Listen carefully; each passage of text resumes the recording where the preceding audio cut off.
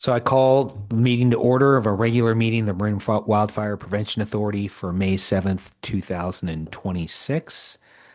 The time is 1:05. Martina, can you please take roll? Certainly, sir. For Bolinas Fire, Chief Krakauer. For the town of Mill Valley, Todd Cusimano will be here momentarily. For the city of San Rafael, Chief Roman. Present. For the city of Larkspur, Dan Schwartz. For the county of Marin, Chief Marcucci. Chief Weber here. Chief Weber, apologies. Thank you, sir.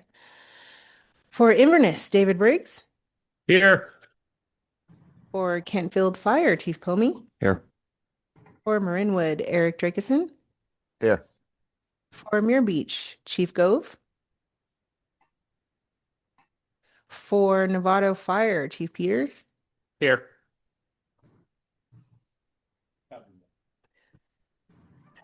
For Sleepy Hollow, Chief Mahoney. Here. For Southern Marin Fire, Chief Tubbs. Here. For Stinson Beach, Chief Perry. Here. For the town of Corte Madera, Adam Wolf. For the town of Fairfax, Heather Abrams. For the town of San Anselmo, Dave Donnery. Here. And sir, for the town of Ross, Krista Johnson is here. She will be with us in just a moment. We do have a quorum and may proceed. Okay, thank you. Moving on to item number 4, open time for public expression. The public's welcome to address the Operations Committee at this time on matters that are not on the agenda. Within the jurisdiction of the committee, please be advised that pursuant to Government Code Section 54954.2, the committee is not permitted to discuss or take any actions on the matter not on the agenda. Comments may be no longer than 2 minutes and should be respectful to the community. Please silence your cell phones during the meeting. Mute your microphone when not speaking. Martina, is there anybody who wishes to make public comment? So there are no comments at this time. I did want to note for the minutes that we do have our alternate for the town of Fairfax. We have Kristen Arnold joining us in the remote environment. Great. Anybody in the present for public comment? There are no hands at this time. And also for the purpose of the minutes, we have Krista Johnson for the town of Ross and Dan Schwartz for the city of Larkspur. Okay, great. Moving on to item number 5, Planning and Program Managers Report. Marin Wildfire and Planning Program Manager Ann Krelock is going to give an update. Great, thank you. And I will keep this brief since we have a lot to talk about today, but I want to make sure we highlight the Saturday CWPP public event.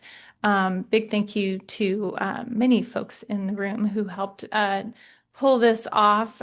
This was a Saturday morning meeting, public meeting, inviting folks to spend their Saturday morning talking about wildfire. And big thank you to Fire Safe Marin, who put the word out and did a really effective job of getting people to show up. We had around 200 people come. We had 160 chairs out or so, and they were mostly filled.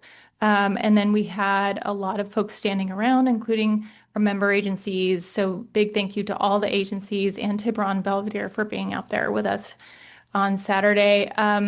We started off with tabling, then moved into the presentation. Mark and Chief Weber did a really fantastic job there. And then Bill Tyler led a panel discussion, including Tom Finn, our board member.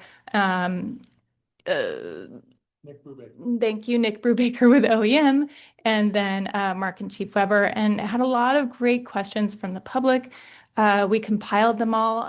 We've got them, actually a stack of some of them right here with me, and we'll be noting all of those comments and questions and making sure we have a record of all of that.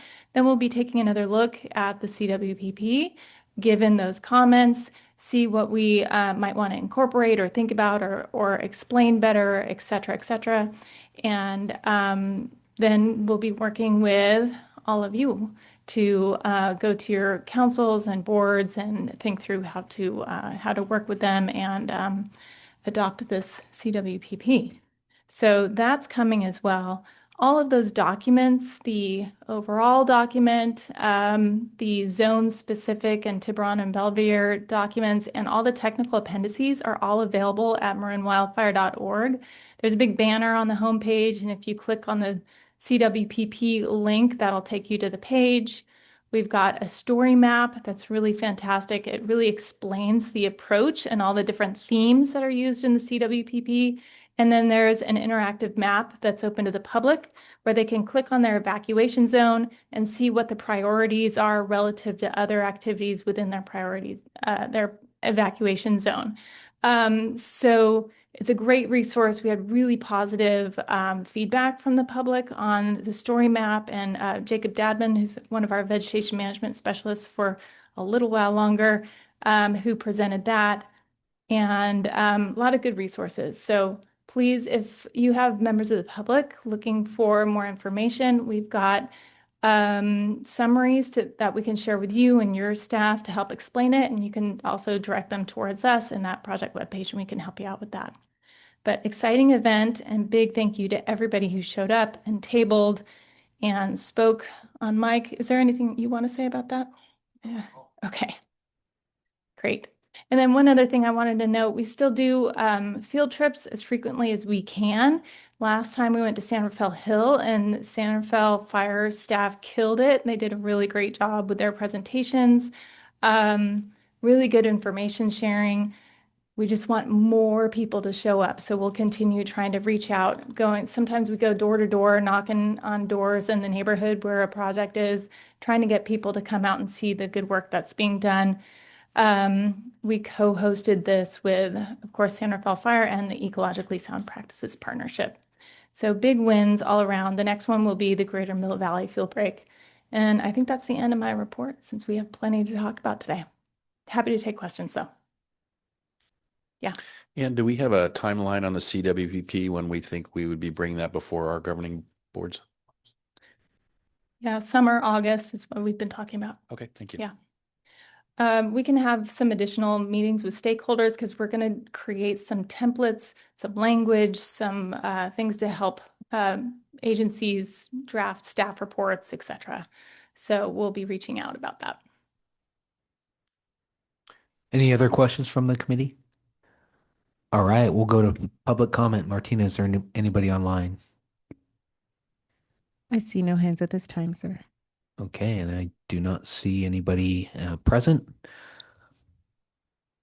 So seeing no more comments, we'll bring it back to the committee if there's any discussion. Otherwise, we'll move on to item number 6. All right, moving on, consent calendar. This is the opportunity for public comment on consent agenda items. Will occur prior to the committee's discussion of the consent agenda. The committee may approve the entire consent agenda with one action. In the alternative, items on the consent agenda may be pulled and removed by any committee member or staff for separate discussion and vote. I'll now take any comment on the consent agenda. And sir, there are no hands at this time for comment. I'll move the consent. Okay, we have a move. Second. Moved by Pomey, second by Tubbs. Martina, can you take a roll call? Certainly, sir. Starting with in order of attendance, Mill Valley, Todd Kisnell's not here yet. Chief Roman, Yes. Dan Schwartz, Chief Weber, Yes. David Briggs, Yes. Chief Pomey, Yes. Eric Jerkison, Yes. Chief Peters, Yes.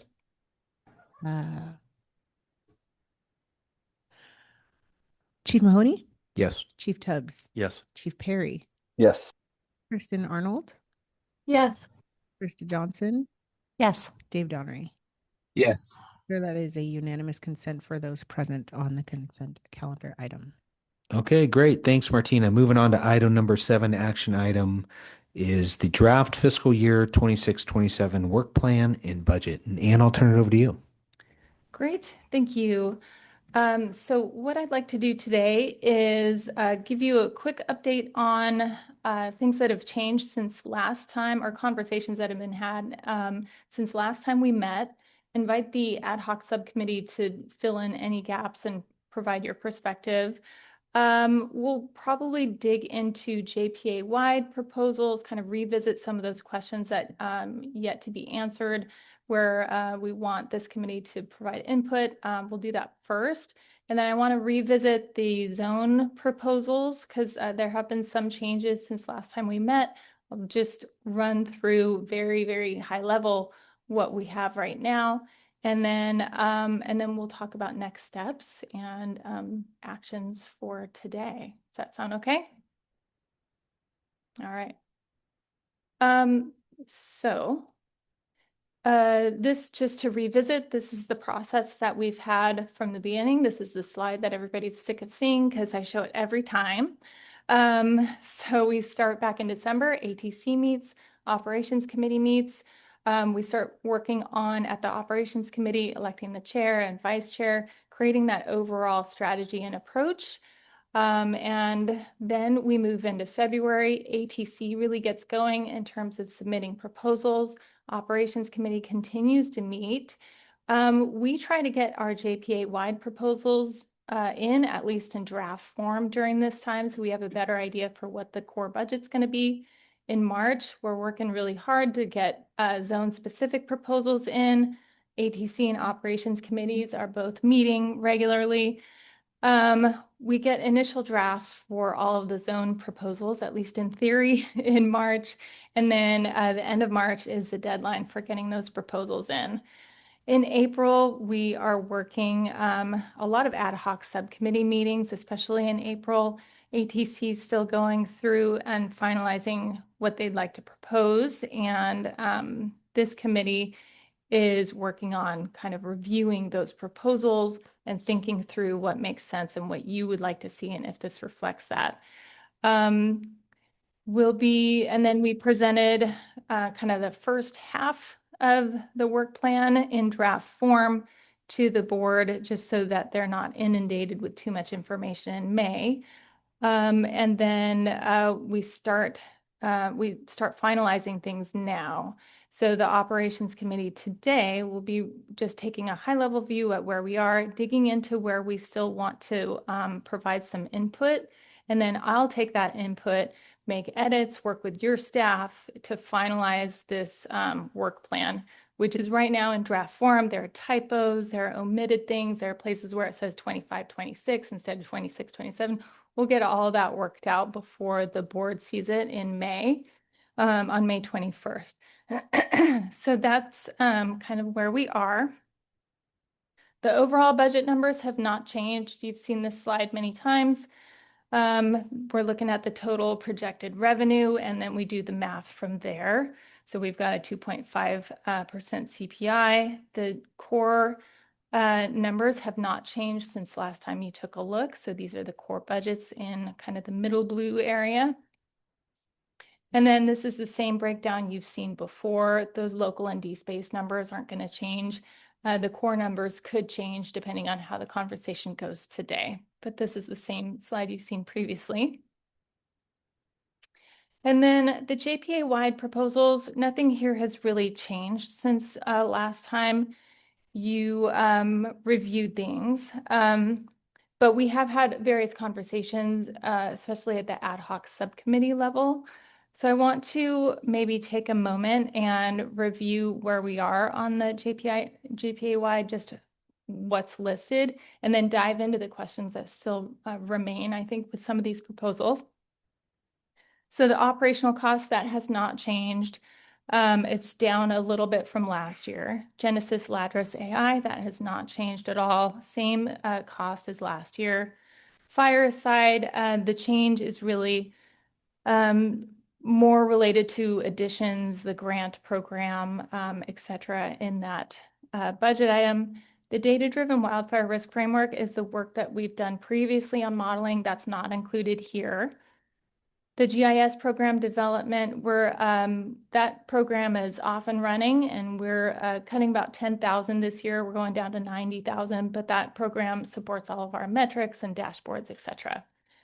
The Regional Wildfire Disaster Preparedness Coordination item, that was a 3-year commitment, and that's gone for this year.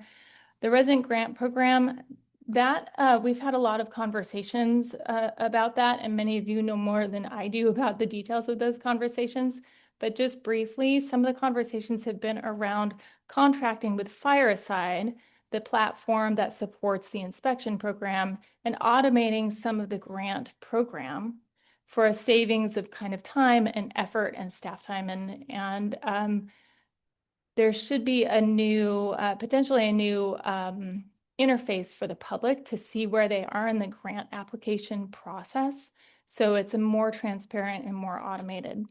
So that's where conversations have been going. I want to invite others. Is there anything else you'd like to say about that? Because many of you have been intimately involved in those conversations. Otherwise, I can move on. Okay. So that conversation has been happening and moving forward. So that's great. No change in the dollar amount right now. I think we see how it goes and then revisit the budget next year. This Zone Zero in a Box, that's old language. It's Ember Ready now. And this is the program that you all heard about, I believe, in March. And that is Marin Community Foundation funded. That's Kathleen and Joe working with your member agencies to identify high priority communities to go in with contractors, potential grant dollars where available, and help communities do work at scale, like changing out their vents and gutter guards, et cetera, doing defensible space. So, and I think many of the member agencies have been thinking about that and that coordination as they're coming up with their grant programs, direct assistance, et cetera. I'm seeing that reflected in the proposals. No changes to the Chipper Day program, same budget as last year. Seems to be very successful with really high reviews, so we'll continue with that model. Public education outreach, we'll revisit that today and spend some time talking about that because we have more conversations to have and some decisions to make as a committee. And we'll get into that after I go through this high-level review.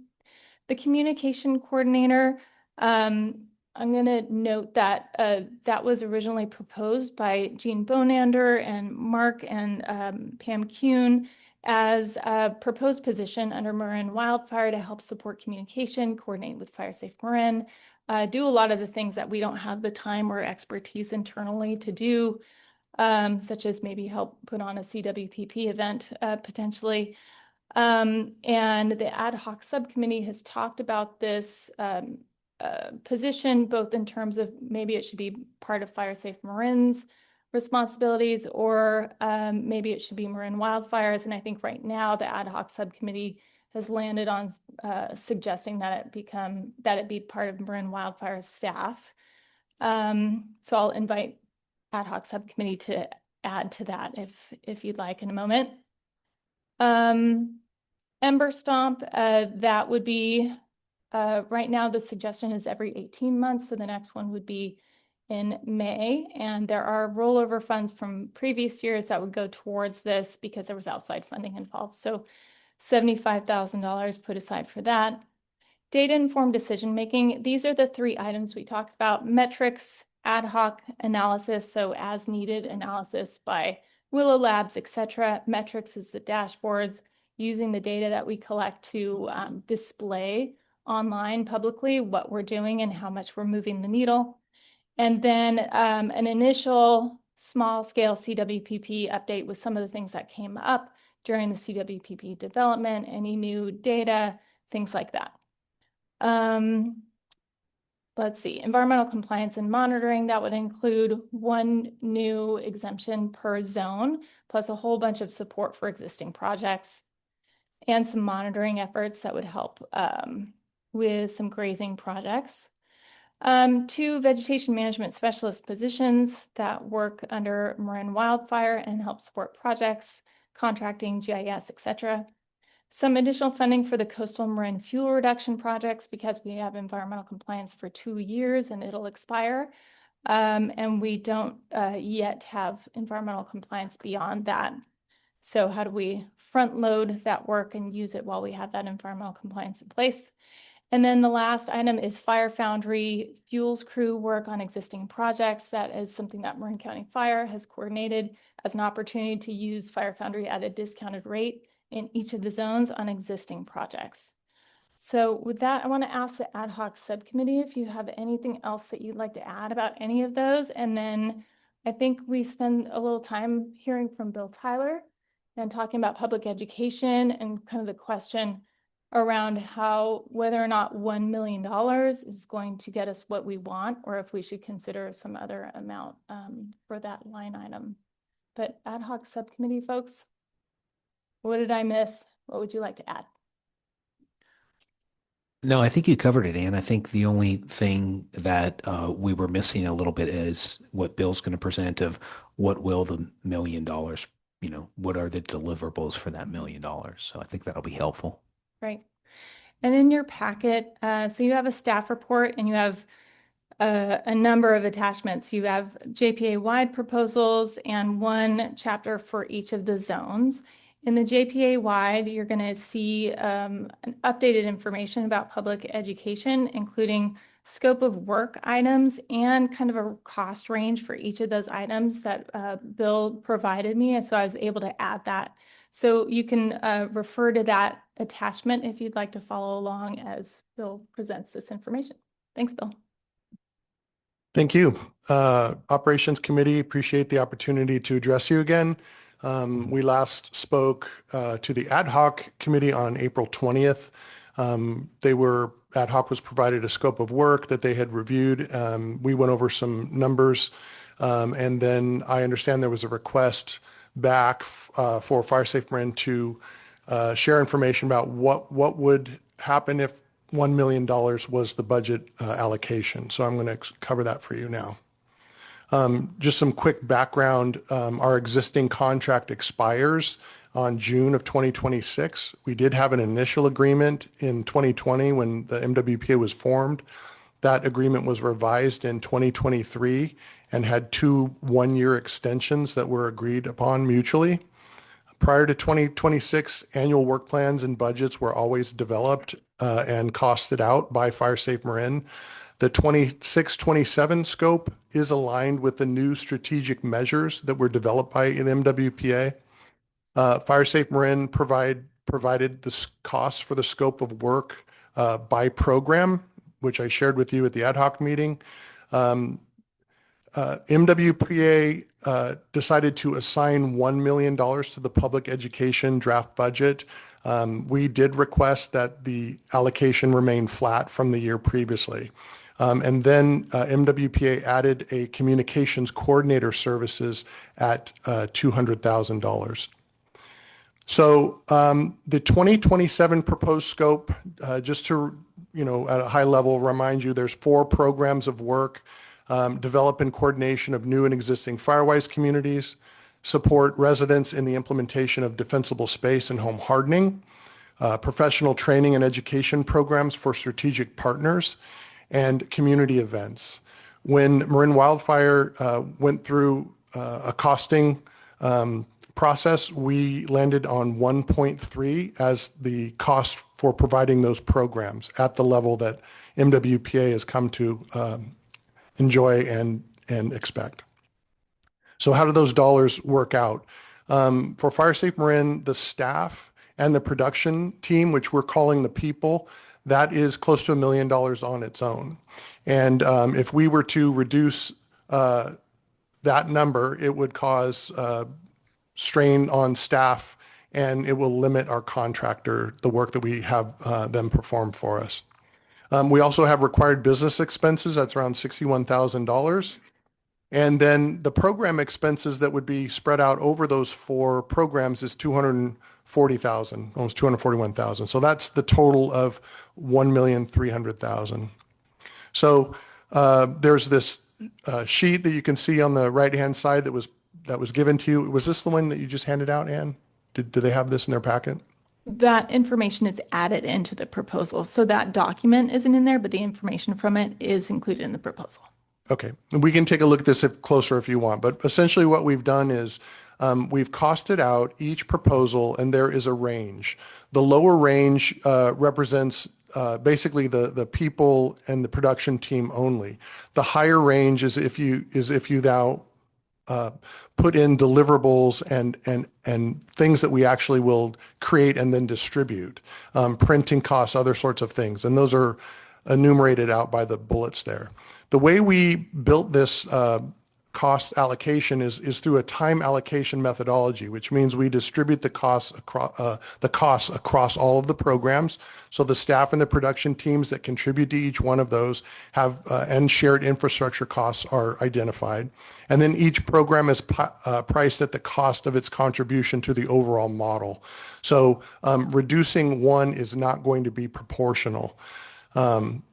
So getting right down to it, what happens at $1 million with public education and outreach? So again, the people, production, staff, close to $1 million, required business expenses at 61,000. That gives us a minimum total required of 1,059,307 or 1,060,000. The proposed budget would be $1 million, so we've got a $60,000 shortfall. So how we propose to cover that is that we will have immediate cuts to our production team by $60,000. The community ambassador program will be paused. We will attend events, but it will be staff only. We will lose coordination of Ember Stomp. There will be no media buy or countywide ad campaigns. There will also be no ability to print additional materials, and any additional deliverables that we're asked to do will have to be 100% grant funded. So what do you get for $1 million? Well, all of the staff will stay. The website will remain strong and updated. There will be a reduced and phased delivery of the 4 programs. The content creation will remain in all formats that we'll be able to share to member agencies and support them through the content toolkits. And I think this month is a good example of how agencies are actually embracing those toolkits and putting out the messaging across this month. Organic communication networks will remain, so our newsletter, our social media, our e-blast will remain. Our response to public inquiries will remain, emails, calls, social media. We have a standard to return all of those within 24 hours. Our Firewise support will remain. The action plans, risk assessments, renewal process, and support for leaders will all stay supported. And we will be able to deliver professional trainings to staff, by staff. So how would we further close any sort of gap? So you should know that since 2020, FireSafe Marin has secured over $1.7 million in grants that have gone directly to MWPA programs. That is added dollars that we bring in on top of what we've received. We intend to leverage a California Fire Safe Council Community Coordinator grant. We have applied for that as an extension. It is not a guaranteed grant, but we've received it the last 3 years. If it's received, it does have some deliverables that are outside of the MWPA scope. For example, we have to do an audit that's paid partially from that amount of money. There's GIS requirements and some other things, but much of what we receive funds for is in direct alignment and coordination with MWPA and all of your goals. Historically, this grant, when we've received it, we have applied it to the FireSafe Marin Executive Director position, and so that covers essentially the bulk of my salary since I'm in the education role this year. So we have a grant pending right now, the 26th through, it starts July 2026 through October 2027. That's $151,500. If we get it, $12,000 will go to the audit. What I would propose if we're kept at the $1 million is that from the remaining amount, we would stand the ambassador program back up so that we would have the people to be able to go to all of those events that connect with folks. We would be able to do printing of the materials, updated or new materials that we think we need. And then a small amount will probably be reserved for any increases in inflation, let's say. We also are currently working under a Marin Community Foundation contractor training grant that we received last June. It will go through June of 2027. That's $220,000. We're approximately halfway through that, and that is so that we can deliver on a asynchronous, free online contractor training that will allow through the assessments at Fireside, homeowners to be able to find those contractors that are trained and understand wildfire behavior and the risks associated, and with the proven solutions to help the community lower their risk. And so this logo is essentially the funding logo that Marin Wildfire Coordinator, Wildfire County Coordinator from the state of California and CAL FIRE. And this is on our website, just recognizing that we receive funding from them. That's the end of my report. Thank you. I also threw together a slide with kind of an overview of if we wanted to stay at 1 million, then this is a moot point. But if we wanted to explore other amounts, hold on, I'm stalling while I get this up.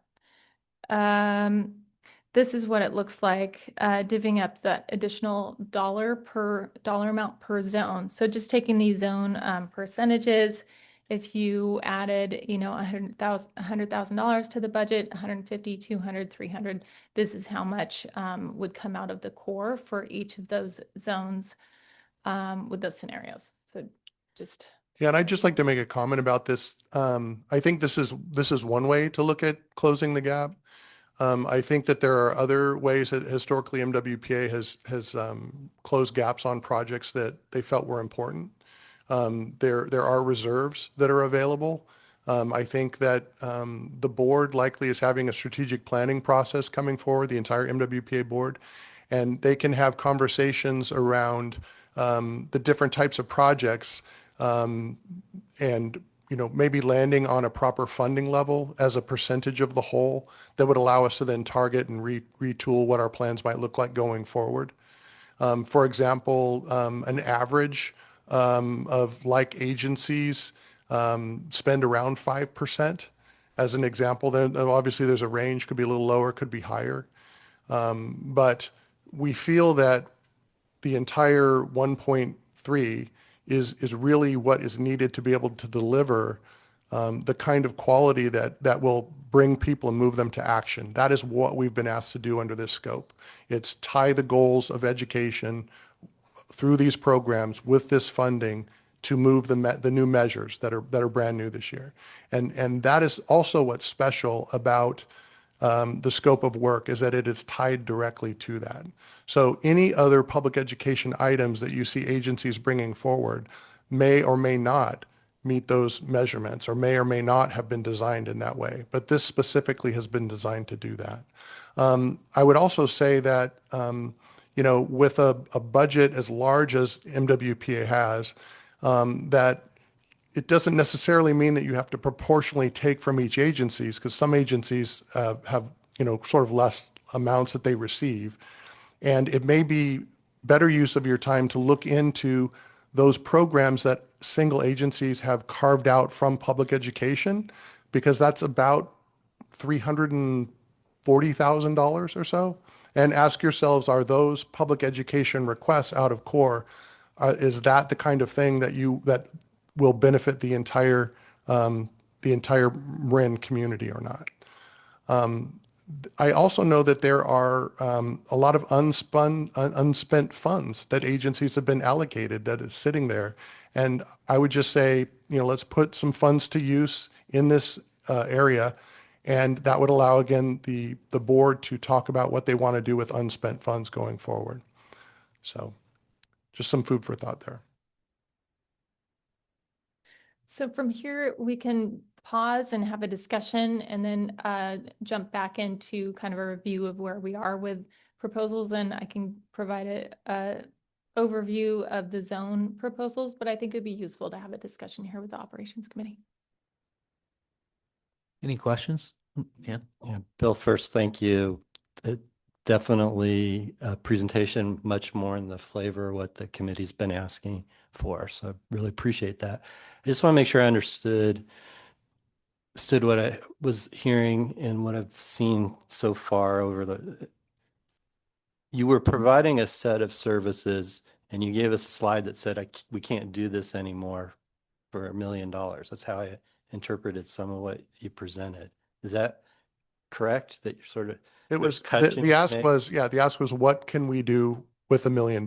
So I tried to share what we could do with $1 million and what we would not be able to do with $1 million. So I guess if you could elaborate, I'm trying to understand, is it that you've been getting other funding to pay for those activities that you need to cut if we don't give you more money? Or is it that the cost of delivering those services has now exceeded prior allocations? Because it was described as we've been doing this and now we have to cut it because we don't have enough money.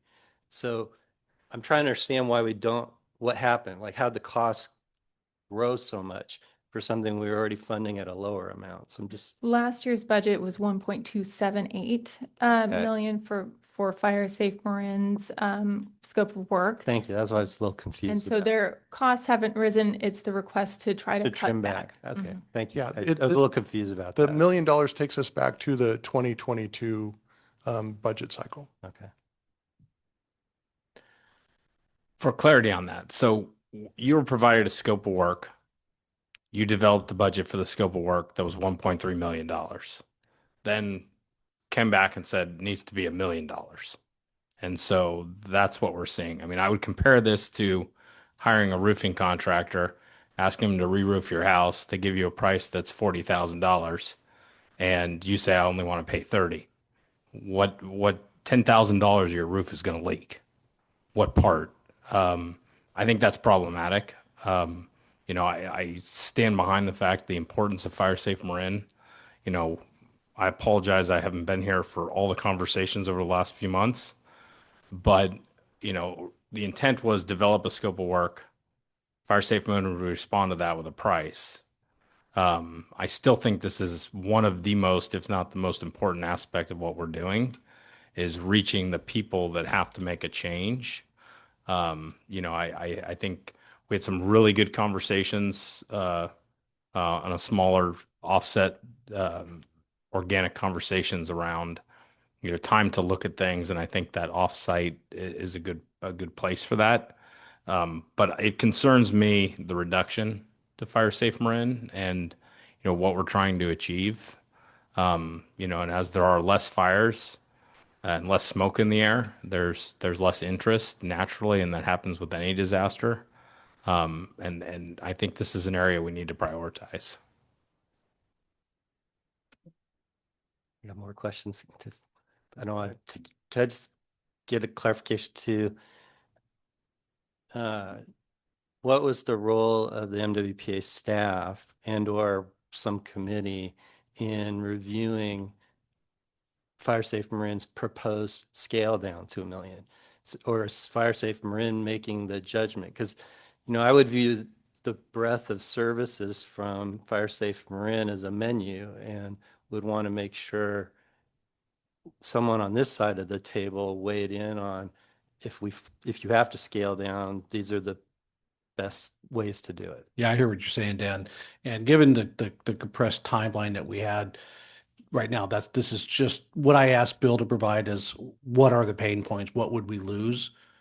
And then I figured if we stick with the 1 million, that's when the conversations between not just Marin Wildfire staff, but also member agency staff to say, okay, these are what we would like to see lost as opposed to what you're recommending. And then I guess last one, then I'll turn to, because some of the things Bill said would go away, I'm kind of shrugging about. A lot of them I'm as concerned as Chief Weber is, but there's a few on there that I can shrug about. I've made no secret. I think Ember Stomp has passed its useful life. I don't have a problem with that going off of the list of things Fire Safe Marin is supporting. I know not everybody agrees with me. And there were a few others. So I would like a little more digging in and massaging, even if we go forward with some sort of proposal to boost up this budget, that we take a harder look at the breadth of what Fire Safe Marin is and say, is that much to the idea of it's time to kind of all take a step back and say, are we utilizing all our money to the best of its ability? Now I'll yield. Thanks, Dan. Just for clarification, so Fire Safe Marin last year at 1,278, wasn't the 200,000 for the communications coordinator taken out of Fire Safe Marin and dropped down there. So really, we have that money sitting in that line. That's what I recall the conversations early on. That's how we came with the $1 million placeholder. And Pam and Jean did a lot of work evaluating the strengths and the challenges of the communication program that we had, and really dug into the fact that the lack of coordination from Marin Wildfire was one of the struggle points that we had. And Abe put it really well. He said, Mark, you should already be doing that. And I 100% agree. It's a bandwidth. It's also a matter of having the subject matter expertise. I'm not that subject matter expertise. I don't have that person on my staff, nor do we have the bandwidth. Therefore, the recommendation for that position. I've tried to do it, but The other thing I think is important to consider is that, public education is one of the 5 pillars of the MWPA. And in the direction that the operations committee has given to all agencies on their work plan, it includes increasing public education. And so it seems to me that this does the opposite. So I think that it's important to make sure that when you want to identify those things to move forward on, that we just be all honest about what that's going to look like, if given the amount of funds that we're willing to actually apply towards that. Bill, I had a question. Thank you for the deliverables with the $1 million. It was super helpful for the things that you wouldn't be able to deliver. And some of them are quite concerning to me. And I have a question about the four items that you won't be able to deliver: the community ambassador program, the coordination of Ember Stomp, no printed materials, and no media ads. Can you elaborate just a little bit on each one of those, on how an agency can feel the impacts of that? How they'll feel the impacts. Well, I think, for example, on the ambassadors, we were present in over 80 events across Marin last year, and those are on the weekends. And a lot of times, fire agencies are not able to staff a presence in an event that may have some, an Earth Day or something. And so we become a force multiplier for the agency. What we do is we reach out to every fire agency to say, we've been asked to be at a particular event. Are there any materials? Are you going to go? Because we don't want to have conflicting materials. We talk about what we'll go ahead and highlight. An agency has lots of things to highlight other than just wildfire, but we are just wildfire. And in some cases, agencies are not able to attend because they're either not going to pay for overtime, or they just don't have the staff available. And so in a sense, Fire Safe Marin there with the agency's materials is the agency leaning in, represented by MWPA, which we are the education outreach arm for. So that's one example. The other thing is those ambassadors are not in uniform, and it's much easier for people to come up and have a conversation and ask their questions or give their comments to someone that's not in uniform. And we have a protocol that those ambassadors follow that reports back information that's very important for us to follow on. And I would ask you if you do this with your agencies as well when they're tabling. But we use this acronym MESA. We meet the person where they are at. So they're coming up. They first begin by understanding. There's empathy. That's the E. They try and understand what the person is coming from. If they're upset, whatever it happens to be, kind of de-escalate that. And then S is solutions. They match whatever the issues, concerns are with the solution. And then the last is A, action. They offer up an action to be able to go forward. Every interaction that we have, and there are thousands of interactions, every interaction that we have is captured in a note and reported back, so that if we need to adjust messaging, if we need to follow up on something, it's captured. And so that is a very solid public community interaction that I think would be painful if you actually all didn't have that. Great. How about the coordination of Ember Stomp?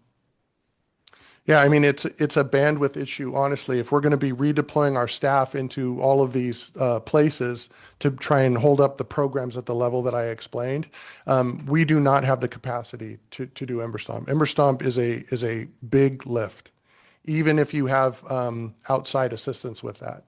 And so it's too much to ask our staff to try and do that on top of deliver with those four scopes of work.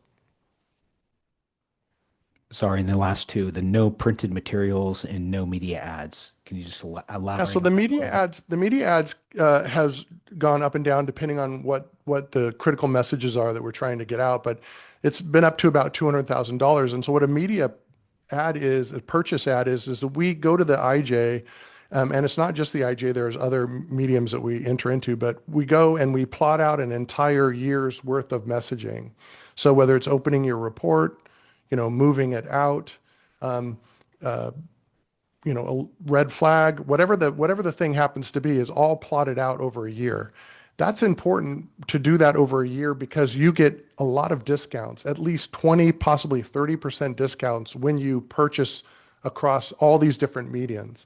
It's not just an ad that runs in the newspaper. There are other, there is that. There are these trifold things that come out and wrap around the newspaper.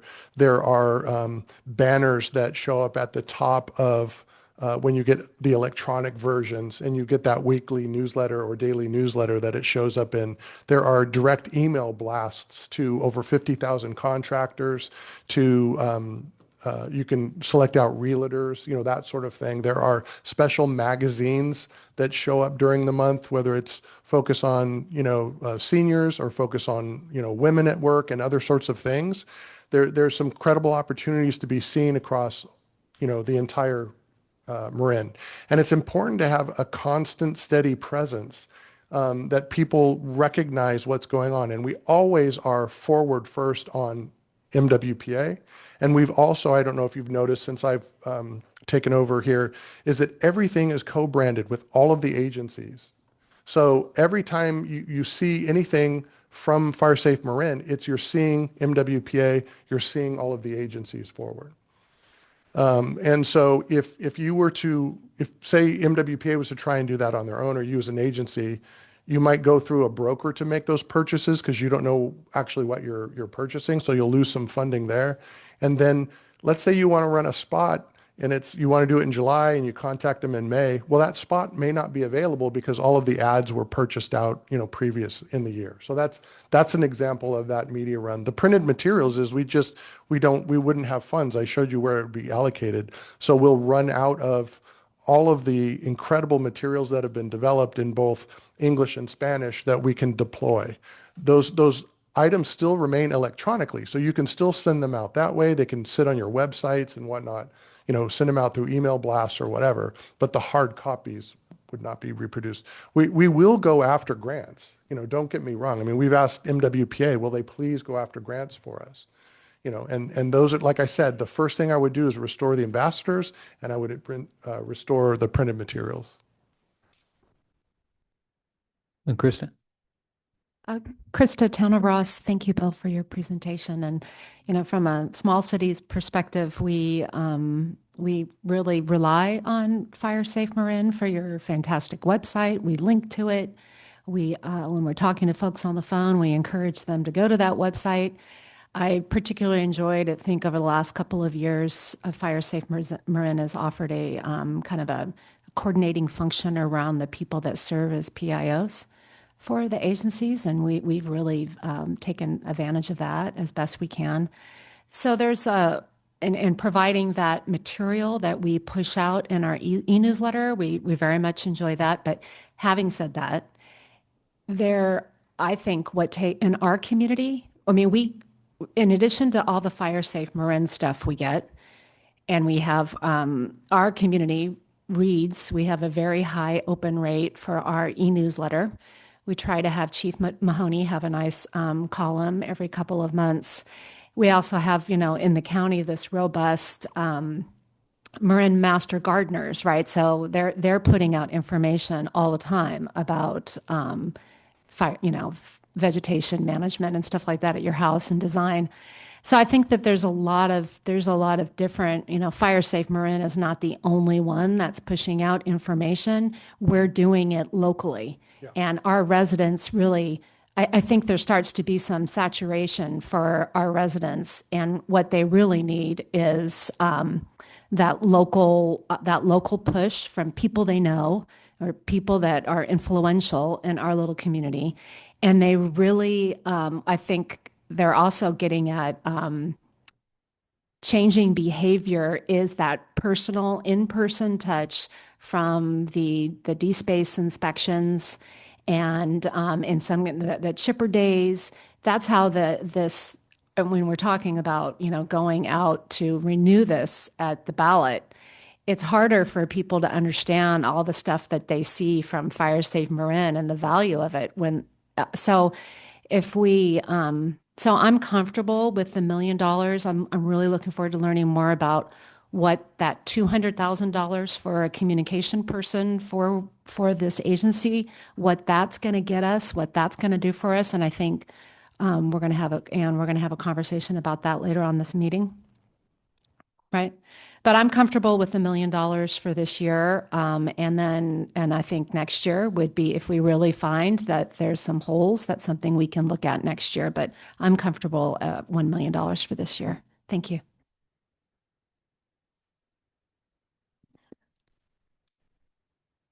I'm struggling a lot with this, but I don't think the way this process has worked out, and this isn't criticism of anybody, it's just the way MWPA has been operating for years.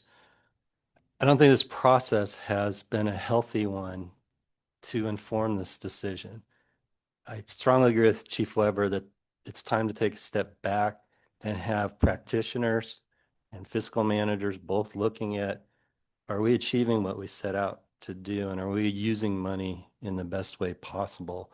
But in May, when a budget's looming, I'm really having a hard time making this cut down to $1 million, knowing we don't have a full operational plan of what to do with the lost services.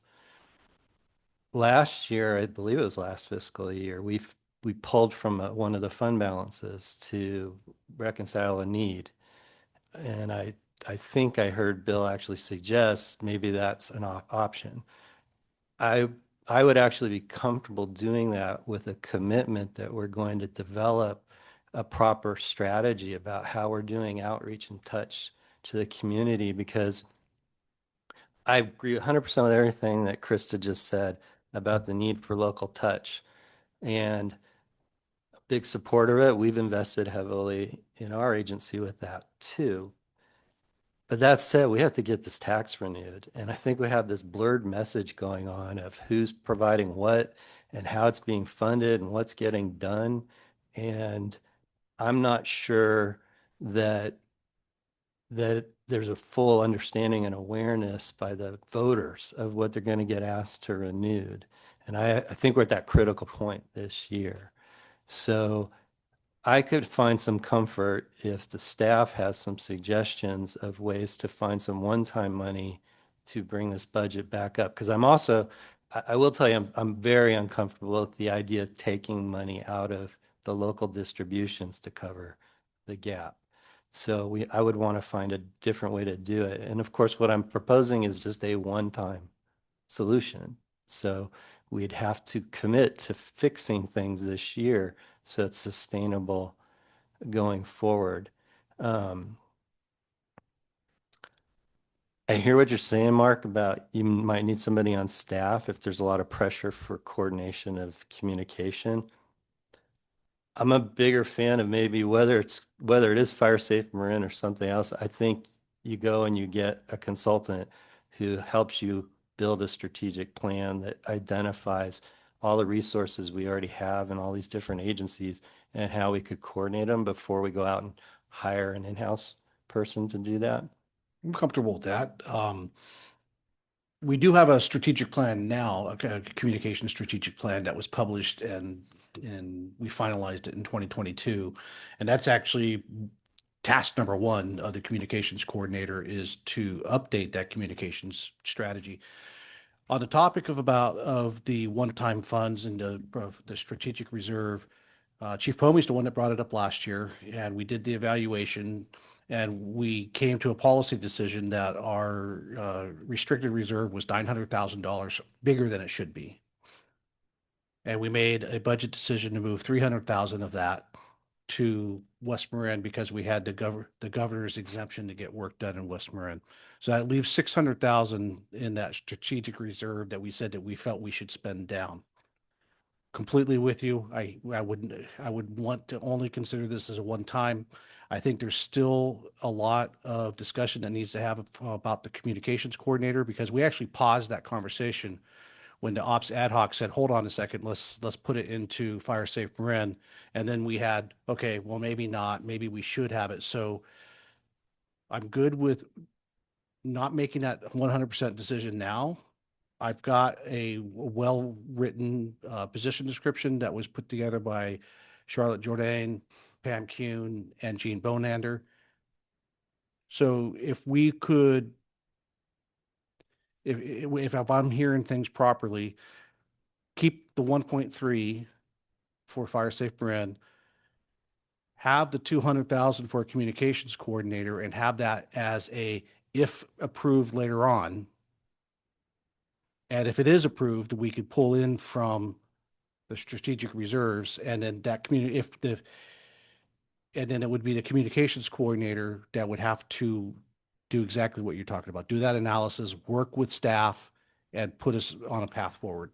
Yeah, I mean, yes, functionally, we're probably talking the same thing. I mean, I think my accounting budgeting brain would go to give 1.2 million now, so there's clarity for Fire Safe Marin, and signal to the finance committee and the board that we still want to explore this $200,000 expenditure, and it's possible we'll come to you a recommendation sometime in the next fiscal year to draw some money out of fund balance to hire that person mid-year.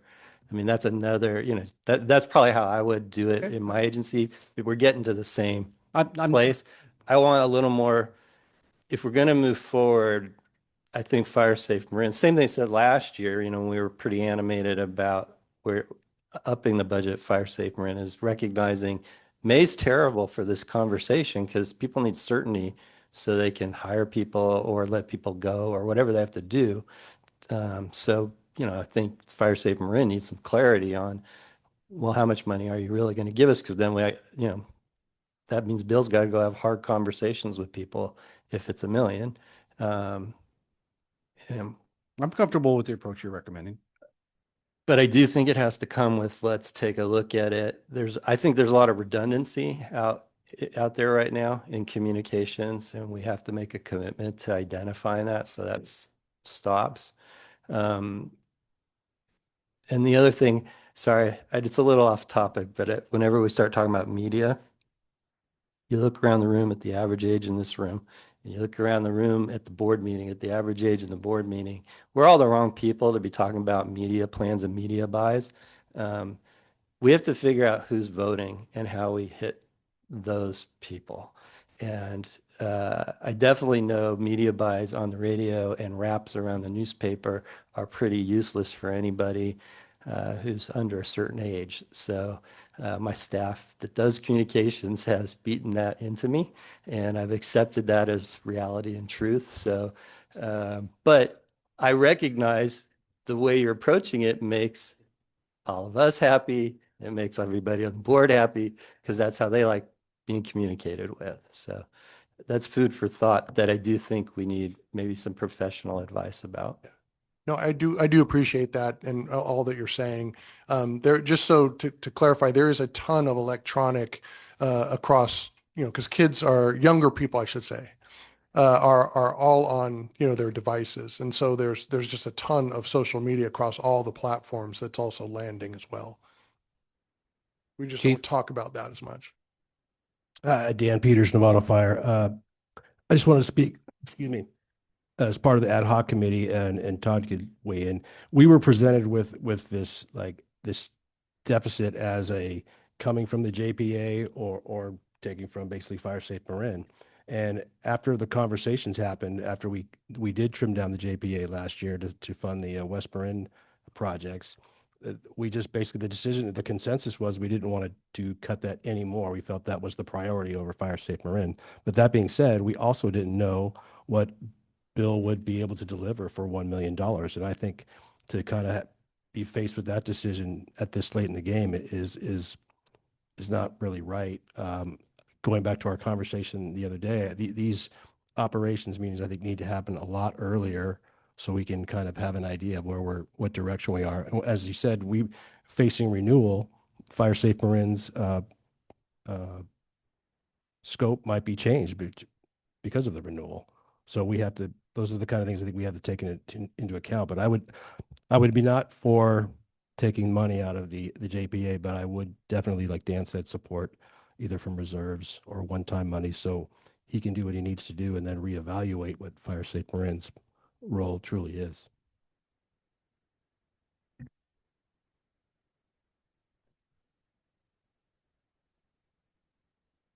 Okay, so if we did want to increase the funding of Fire Safe Marin, Mark, can you elaborate a little bit more on maybe what the group would consider? What I'm hearing is fund Fire Safe Marin at 1.2 in the JPA wide, then put a 0 next to the communications coordinator with a note of for further deliberation and potential one-time fundraising, or not fundraising, but identification. I would just amend to say 1.25, and use the reserve. Same concept, but their budget was 1.3. I mean, I'm not sure it will have the same conversation if we've asked them for deliverables, and the proposal was, and I'd even be comfortable going to 1.3 with the insistence that by the, at the latest, like October, we've worked through and churned this. I think some of the conversations we've had yesterday, there's new places, new faces, and it's 6 years from the initiation of this organization. That evaluation is important. I'll even go a little further because I think we already discussed Ember Stomp, not doing Ember Stomp and, for the 18 months. So we really have that 75,000 sitting there also. Plus there's some carryover from last year. So why don't you take the 200 and the 75, give Fire Safe Marin the 1,275. They don't have to worry about Ember Stomp. So that's about 25, let's say, off their proposal. That makes them whole. And you have Ember Stomp and the communication that you could pull from reserves later on if they do happen or not. One quick point of clarification: if we do the 18-month proposal for Ember Stomp, it would still put it in this fiscal year that we're planning for. So that's why we had that in there. Yeah. Use reserves now. Can I ask a? Actually, I was gonna. Oh, You're gonna like this. I'm gonna channel my inner. Sorry, I'll let you go. I'm we gonna have to- channel my we have inner. to channel No, I'm my gonna channel my inner Matthew Heimel. I say we have to give Fire Safe Marin a little skin in the game, and we just give them 1.2, and they're as invested in everybody else in sorting all this out because they might get more money when the dust settles. He did like to say skin in the game a lot. Can I ask a quick question? So the strategic reserve, last year, is that what we're calling it? Strategic reserve? So last year was 900,000. Restricted. We used 300. So it's down to 6. What is it supposed to be at? What did we decide, or have we even decided that? what we did when we originally set up the restricted reserve was 20% or 15% of our budget. But as Dan pointed out, the only budget liability was the 60% of our budget. So when we looked at the $3 million price tag, that was 15% of 20 million. But it really should, our restricted reserve should only be 15% of our 60%. And so that's how we trimmed down the 900,000. So it would be 2.1 million. So we've been carrying 3 million. We've dropped it down to 2.7. But what the policy decision was to hold it at 2.1.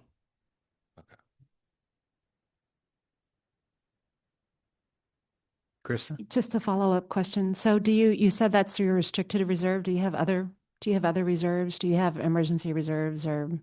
The restricted is our emergency Thanks. reserves, that we have a rolling reserve to keep us funded through the dry period of the tax funding. And so we, at the end of the fiscal year, we hold a $4 million fund balance so that we can continue in keeping the lights on and work going until we get our first tax dump from the county. Mhm. Okay, thank you. Bill, I had a question. The grant, is there any way we can tie some type of idea in that if you got the grant funding, then the funding through MWPA may be reimbursed if you got those one or two grants? Or were those considered to be extra in the million? You know, I just think we could talk about that if we get the grant, right? We want to pursue and have pursued other grants every year. We pursued a PG&E grant, for example, this year, $100,000 for vegetation management for Bolinas, Stenson, and what was the other? Inverness. And unfortunately, that didn't come through. So we're constantly trying to bring in funding to go directly into MWPA mission-oriented projects. So I would just ask that you fund us at a level that we can complete, you know, the scope that we've been asked to do at the level you've come to expect. And we will always work at trying to reduce our costs. Any dollar that you give us to spend in public education will go farther because our staff costs are lower, the way that we bundle things, the way that we reuse things. So I promised you that we'll do our very best to be as lean as possible. And then let's just go after additional funding and we can see where we land. There's no use in us holding on to money right afterwards. We don't do that. Like last year, we came within $15,000 of our budget amount. So we're not an entity that holds on to funds that are not spent. Yeah, I mean, I've been asking questions, but maybe I'll make a quick comment I really see the value in Fire Safe Marin, and I do like the idea of funding them at 1.3 and then, using some of those reserves, which could, like Dan had mentioned, this is a one-time thing, and with the idea that we really take a look at it this year and figure out how, if we're going to lose some of these next year, how are we going to be able to still deliver, especially in this critical time as we come towards the renewal? And I'll channel my friend Dan Schwartz and say, can I put a motion on the floor at 125 and we commit to working through this for the next 5 months? I'll second that.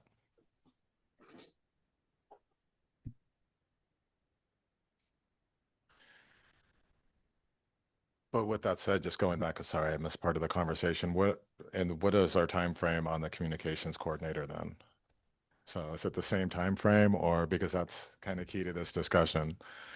Well, I think, 'Cause I'm in I no think rush. suggesting 5 months is we got to sort all this So- out. Just want to be clear. And then, the other thing we have to think about, it's May. Let's just say this vote fails and we go back to talking about the coordinator. You're not going to have a person in that seat for a while. Got to go out and hire somebody. So what's happening in the gap? What's happening? So I think the 5 months would make sense. And then if a coordinator of some kind is needed, then you have time in the fiscal year to go get that person or go get that consulting support. So I think that's a reasonable time, and that would be part of the decision. So it sounds like we're tabling the communications coordinator position at the time and the 5 months. I would almost suggest waiting until you get that first roll of tax in December. I mean, all the taxes are projections, and I'm assuming you're projecting conservatively. When December comes, you're going to have a good idea because you'll know that, okay, here's our 55%. You'll be able to have a much more accurate projection, at which point you might actually be over. You make a budget amendment at that time, reflecting actual dollars anticipated for the fiscal year as opposed to projections this far in advance. I hear what you're saying. However, because we're a square foot tax, our projections are usually less than 1% off. Percent of 20 million. Yeah, I say, A yeah. percent of 20 million is, Yeah. you're getting those numbers, and square foots change. I have a square footage tax as well, and I understand Yeah. where you're coming from, and we're usually pretty darn close. But by the time July rolls around and I'm getting the tax rolls from the county or whatever the projections are, then I have an idea also, again, not waiting until December, but waiting until, July, August, when you've seen the updated tax rolls, okay, square footage did increase by X amount. It just gives you a better, more clear Well, picture. and to your point, where we've been conservative in our budgeting is our interest. And our interest has been coming in much higher than budgeted. So perhaps it's the interest that funds it. If I, nice to me stepping in here. So I agree with all this, and it's been fascinating watching the conversation go back and forth. Like all this on like the money, but I do think at the core of it, and a lot of things that people suggested is that we need to take that communications position, the responsibility. And I think right now, Mark, I'm looking at you because you're the last man standing on this. I think if you promise to carry that responsibility on until we figure out the long term, I think I'm on board with this and 100% support it. Because that's the danger that I feel constantly is that we are going to talk about, we're going to talk about the 6 months. If it's in this format, more than likely nothing's going to get done. If we actually focus on actually getting on its work and communication, that's where we'll have a turn on how much work we can actually do. You've got that good commitment from me. And with that being said, you have my support also that we're going to commit to participating and supporting this process, because I do think that if we get, it would be amazing if the end of this year, we have our ducks in a row as far as the philosophy, the vision, and all that stuff done. And next year, as we go into budget and stuff like that, we're just talking about numbers, moving numbers here and forth. But I do think that that's an important aspect of it, to move the organization forward and ensure that we have viability in the future as we go out for another tax measure. I feel the support. When I said that, you've got my support on that and my commitment. It's based on that support. Thank you. I'd like to just add, Mark, I would really like the message to the board to be that during this 5 months, we're actually going to define the problem. Because right now, I think if we ask all the board members what's wrong with communication, we'd get, how many board members are there? 17. So we get 17 answers. And honestly, I'm not 100% sure what each person in this room thinks is the problem. I know what I think are some of the problems, and I've heard some complaints at these meetings, but I haven't seen a comprehensive, this is what's wrong and we got to fix it assessment. And I would challenge the group that we formed and to do this 5-month exercise. That's job one. We need to all agree on a problem definition, because I think we're trying to solve it before we've actually figured that out. We actually do have a full report on what those challenges were identified by Pam and Jean. We've just been compressed with time. So this 5 months that you're giving us gives us an opportunity for that group you're talking about to evaluate the report that was given and then expand upon it. I hear what you're saying, but I go back to, this maybe goes to Chief Weber's point of taking a step back about what was expected. I always thought it was all the gentlemen in this room. Sorry, there aren't any women chiefs right now in the room, but all these chiefs that were going to help me understand what was working and not working. And so unless all of them are prepared to tell me that they contributed to that report, I'm not as confident that the right people participated in that conversation. And when we have that group together in that 5-month timeline, you'll see exactly who was involved in that group.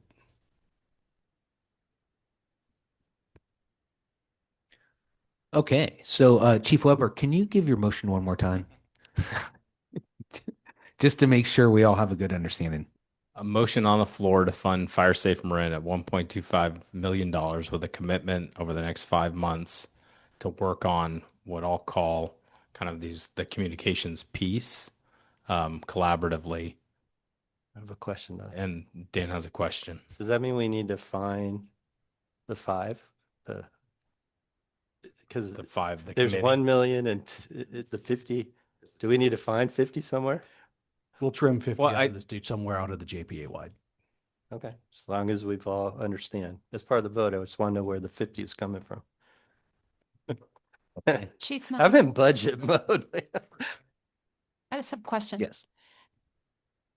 Are we going to be voting on each of these individually, or why are we doing a one vote for one item and not the whole JPA? I'm going to test this whole thing. Can you guys hear me okay? Yeah, we can do one motion at the end, but I'm recording what these are now, so I'll reflect Yeah, that. I just got excited and wanted to second something. I'm sorry. Did we decide that the 50 would be coming from? Potentially, okay, we'll find the 50 out of JPA wide. Okay, okay, so I think we have some direction on that. Good work, everybody. So I think, do we want to dive into any other JPA wide, or should I provide a very, very high level, just review where we are on the zone project so that you're all aware what you're voting on? Okay. I am going to do that. And feel free to jump in at any point and let me know what I'm missing or from any of this. So what I'm going to do, just very quick. Yes, please. I'm sorry, a question about the zone wide, the JPA wide. So there's a new one is the Fire Foundry Fuels. So it looks like that crew work on existing projects. 200 and, am I looking at the right place here? 252,000. It appears that wasn't funded last year. It's new. It is new this year. We've talked about it at this committee level previously. Can you remind? Yeah, Marin County Fire, and Chief Weber, you're welcome to jump in, has been working with Fire Foundry to come up with a proposal to provide discounted crew time in each of the zones. So the number of days per zone are reflective of the revenue generated in each zone. And I can pull up, I probably have that slide. So I could pull that up. So we could take a look at the details. The zone funding is not reduced. This is kind of an added value. Yeah. So in addition to, so we're going to have all the work that we have planned in our zone, and then plus we're going to have this. Yes. And it's coming from the JPI wide. Implement projects in your zone. Win. Yeah. Okay, thanks. It's kind of a win-win, isn't it? Anything else on that or any other JPA wide? Okay. Yeah, thanks for your question. Okay, so just very quickly, just to very high level review where we are, we're going to take a look at the Central Marin Zones proposals. So D-Space is always... Sorry. I got away. Okay, thank you. So D-Space, each of the jurisdictions put their full D-Space amount towards the inspection program. Looking at local, you've got grants and direct assistance, so voluntary abatement with Corte Madera, Kentfield, Larkspur. Sleepy Hollow has a direct assistance program. We've got one pub ed proposal, which is maintenance of an existing Fire Smart garden with Kentfield. In terms of vegetation management, we've got some local dollars going towards vegetation management, kind of in the built environment around structures and roads, and that's these are all ongoing. You've seen these projects before.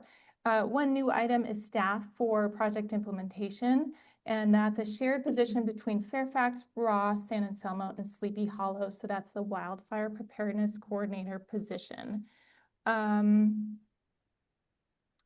Moving on, we've got 4 core projects in Central Marin. The inspection program, Central Marin always puts a hefty amount of dollars towards the inspection program. Evacuation route vegetation management, again, that's a repeat from last year, but that's roadside vegetation management. Greater Ross Valley Shaded Fuel Break, and we've also got a new proposal, which is grazing basically on a number of open space parcels and CEQA and related work to support that project. Anybody from the Central Zone want to add anything? We good? Okay. Okay. So very quickly, West Marin, again, all the jurisdictions are putting their D-Space dollars towards the inspection program. We've got evacuation route work vegetation management in Inverness, vegetation management in various places by county fire, CSA 39, 31, et cetera. So that's roadside vegetation management generally. Other vegetation management projects under local includes, some chipper days in Bolinas. Bolinas also has some additional dollars going towards vegetation management, particularly in the understory. And then we've got some support from MIRA, so the Marin Emergency Radio Authority, some defensible space work around that critical infrastructure. So that's one item that is new this time around. And then other local projects include a vehicle-mounted siren in Stinson Beach. So then core projects include evacuation route work, so additional funding for roadside vegetation management, and then also support for the coastal fuel reduction network. That is the item that we have temporary environmental compliance for through the governor's office and that emergency proclamation. That environmental compliance expires. So we want to do as much as we can while we have that permission. Anybody from West Marin want to add anything or clarify? Chief Weber, is there anything you want to add there? Are we good? Okay. Moving on to Novato. The D-Space bucket is really dedicated towards grant programs and related items. So a Zone 0 program and home hardening, defensible space, a voluntary hazard abatement item, which is work around especially abandoned homes and lots. So a lot of emphasis on working with residents to do defensible space and home hardening type work. There's also room there to coordinate with the Ember Ready program and really try to get work done at scale in high priority neighborhoods. The local budget is generally for staffing. So staffing for inspections, vegetation management projects, ignition reduction, so that's the ranger position, et cetera. And that is listed here. So 4 full-time positions for WIMS, 1 full-time position to manage both the inspections and veg management programs, fire mitigation ranger, and some equipment.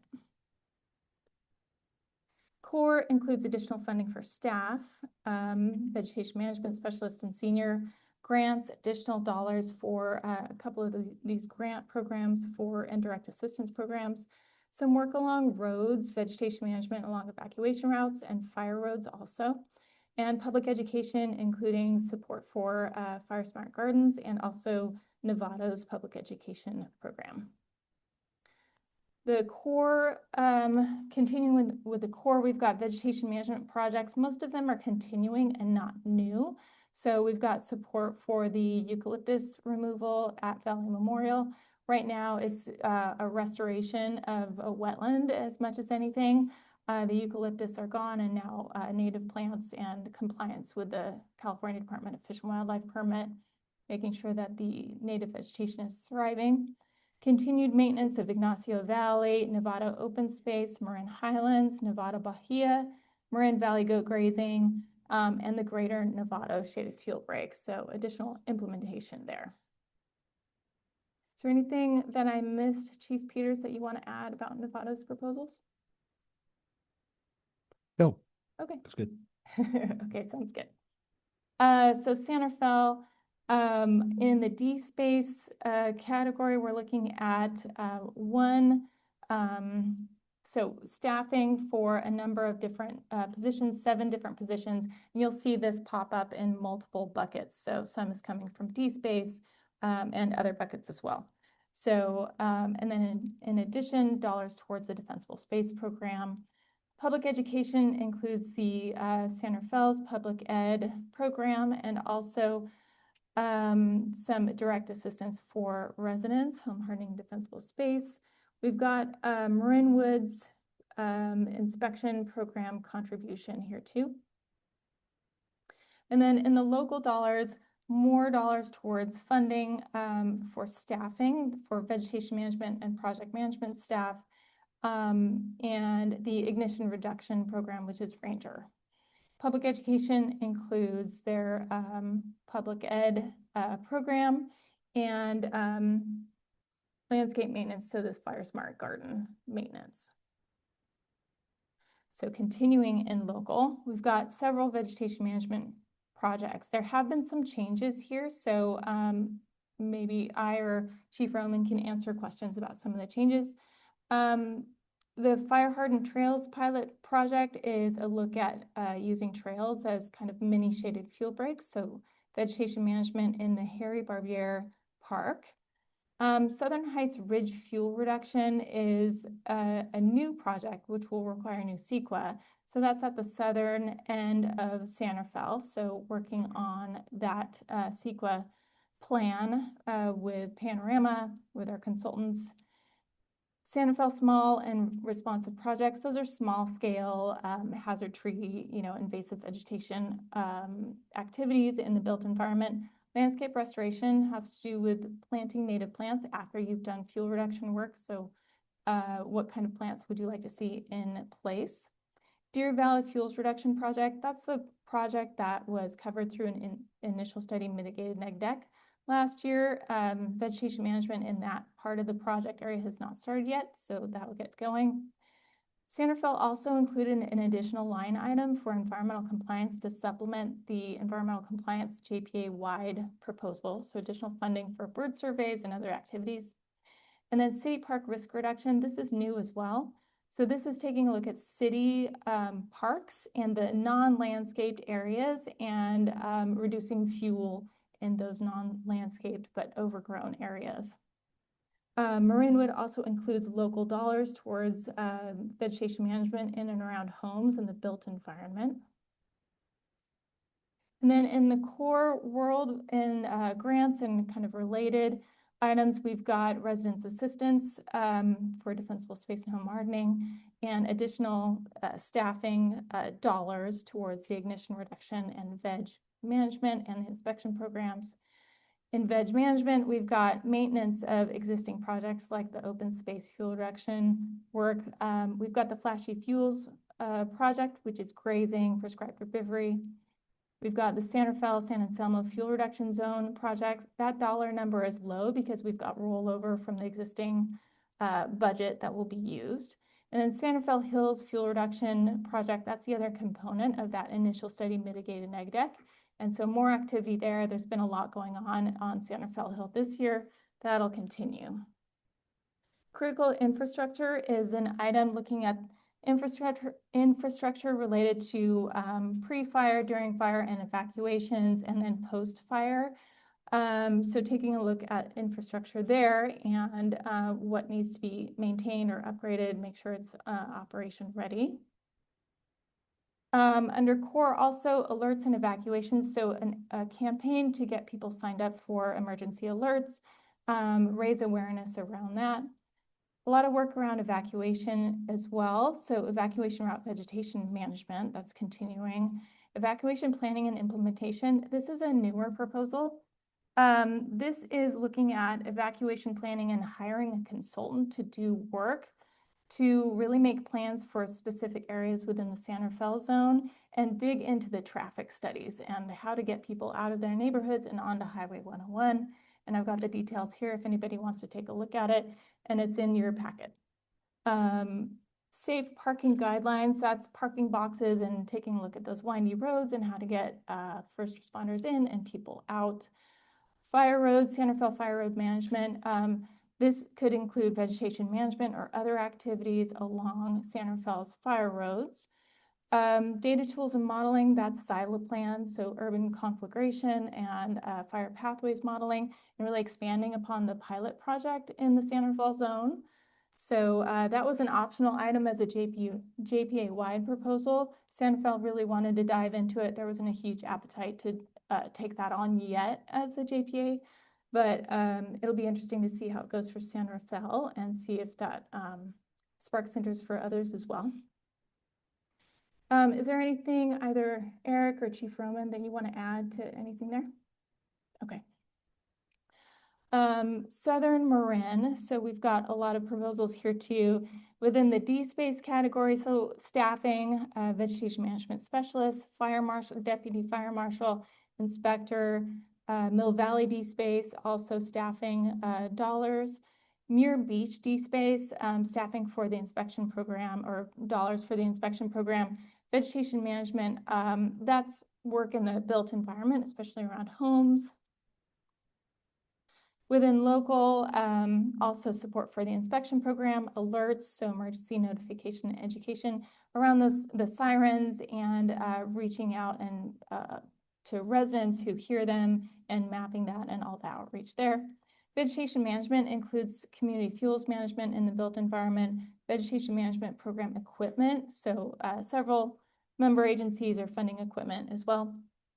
In local for Mill Valley, inspection program of fire safe garden, emergency notification and education that's around the sirens as well, and the community fuels management in the built environment also. Muir Beach local support for fire-wise communities, that's ongoing, and dollars towards equipment. And then starting with core, direct assistance for home hardening and defensible space. These are new proposals. They're calling them, they're CAPS, so Community Adaptation Program. Really, it's about defensible space home hardening in these communities and really doing some outreach and potentially coordinating again with the Ember Ready program as part of that. Vegetation management, so a number of projects that already exist, but that would continue to be implemented and maintained. So Tamalpais Homestead Valley Fuel Break, which may also include an expansion of this project area and towards the south, an additional CEQA for that. Sausalito Forest Health Project, Ring Mountain, Greater Mill Valley, a small shaded fuel break in Muir Beach, and some equipment as well. And then work along evacuation routes, Muir Beach on the federal and non-federal side of the road of Highway 1, and then also work in Terwilliger, lots of hazardous trees that were about to fall over, and some understory work also. So that's a summary of, that's basically all of the zone projects, because I wanted you all to take another look, make sure you're aware of what you're voting on today. And so from here, we can talk more about any of the zone projects if you would like. Generally, next steps, whatever input you give me today during this meeting, I will incorporate into this document. I will update the budget numbers. I will work with your staff and give them another round of edits for all the chapters. So what I did previously was circulate draft chapters and get their track changes. I'll do that again. And we'll work through all the typos and the, omissions and the language that's a copy and paste error and things like that. And we'll get our, that document finalized and ready for the board. We'll be tallying up the numbers. So how many dollars are going towards grants, evacuations, alerts, things like that, and kind of get a big picture for what we're funding in those categories. And so then we'll be presenting that to the board at the May 21st board meeting, and give them another chance to provide some input, hear what it's all about, and have a discussion at that level. And then in the future, I also want to introduce the idea, some of the things we've talked about at the ad hoc subcommittee, et cetera, which is revisiting this process. We've been doing this for a number of years in a row. Does it make sense for the operations committee to meet very early in the process, maybe have a strategic planning session, get all that input in November, December, and then the ATC can take those nuggets and have a real clear vision before they're off and running and submitting projects, and we're still working on our strategic guidance. And so does it make sense to front load some of that input and planning from this committee and then have that guide the ATC? And then have, one of the things we talked about also is having kind of a cleaner handoff between the ATC and the operations committee rather than additional edits happening late in the game, which I know would help me out. But that might be helpful in terms of this conversation at the operations committee. So maybe taking another look at this process and see if we can make it a little more efficient for next season. So for today, we could go back, discuss any of the zone projects if you'd like. We still have a little bit of time. Or we could have a motion to incorporate the input received thus far and recommend the draft fiscal year 26-27 work plan and budget for board approval with all of these edits incorporated. Thanks. Dan, I'm sorry to disconnect and have to spend the rest of this meeting remote with you guys, but can I just express one quick thought with you all? Yes, go for it. I want to relay my gratitude and admiration for all of you and all of your staff for this amazing work plan that has been compiled. When you look at these projects and the impact that they are making in our communities, it's an amazing work plan. And I want to express my gratitude and admiration for all the work that went into this. You're here. Great. Well, thank you. He's here in spirit, huh? Yeah. Okay, so we'll take any questions, then we'll go to public comment, and then we'll come back for discussion or a motion. So are there any questions? Okay, Martina, anybody online for public comment? There are no hands at this time, sir. All right, I don't see any in person in public comment, so we'll bring it back for discussion or we will entertain a motion.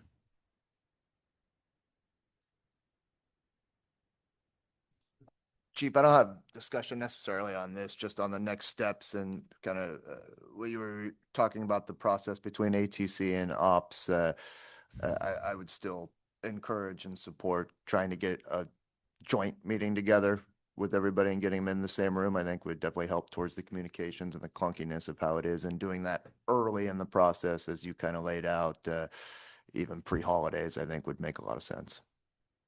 Yeah, thanks. Great. We'll do that with the advice of council on how much coordination we can have. We'll figure that out. Yeah. Yeah. Okay, do we have a motion to approve the work plan for 26-27? I tried before, so I might as well try again.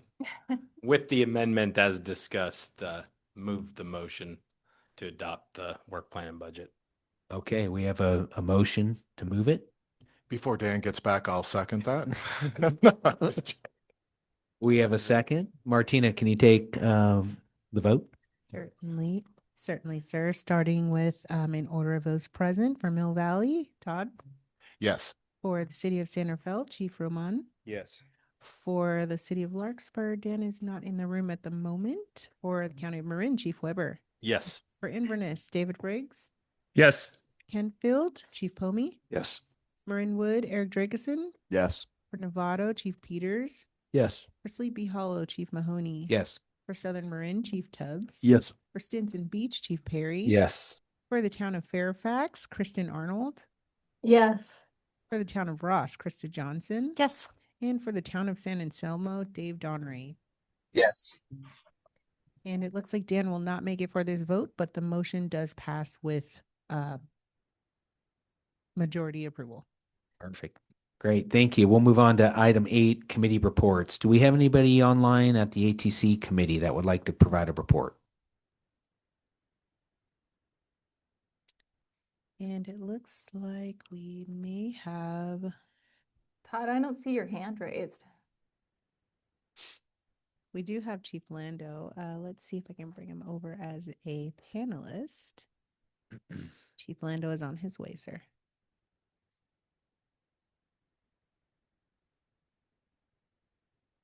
Hi, everybody. I'm here monitoring. The ATC has not met since we last reported out to you, so I don't have anything to report. Okay, well, thank you. We'll move on to item number 9. Do any committee members have any requests for future agenda items? Okay, we're going to adjourn the meeting here. So thank you for everybody attending. Thank The you. time is 2:43.